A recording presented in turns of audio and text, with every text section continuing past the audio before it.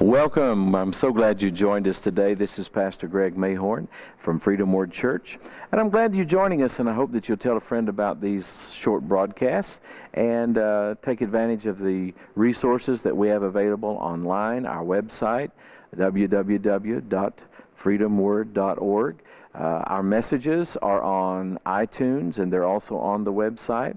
You can receive these daily messages on Facebook. We've got a lot of different ways, or several different ways to reach people, and you can help spread the word and tell people that you're getting fed and blessed by some of these things and help them to get the same thing. We want to get as many people blessed as is possible. We're talking about the future and rejoicing over the future, looking at Proverbs 31:25, where the virtuous woman rejoiced over the future because she and her family were in readiness for it.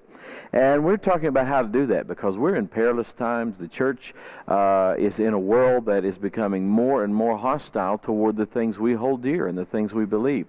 How are we to rejoice in times like this? Well, number one, we said you got to forget the past, forgive yourself, forgive others, deal with those issues, leave them back there, and get focused on the future that God has planned for you. Today I want to talk to you about the second issue that's so important, and that is we need to know what it is we're supposed to give our time and attention to. In the first chapter of the book of Acts, we have a story of the disciples.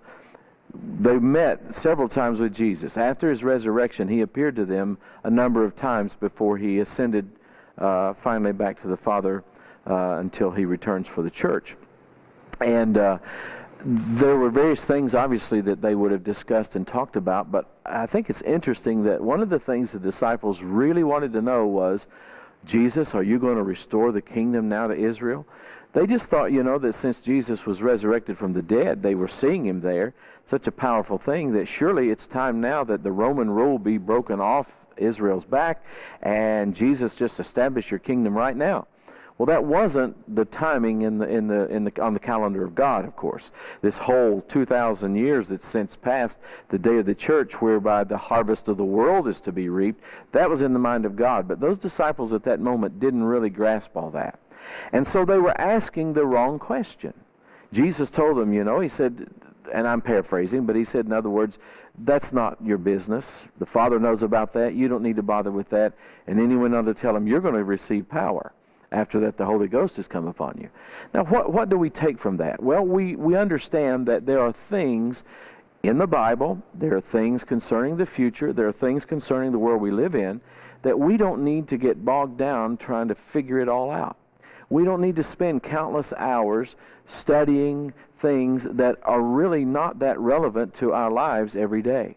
And as a pastor for many years, I've seen this happen. I've seen a lot of believers get off onto the rabbit trails, the hobby horses, whatever phrase you want to use, and they spend a lot of time studying and listening and looking at things that they're interesting.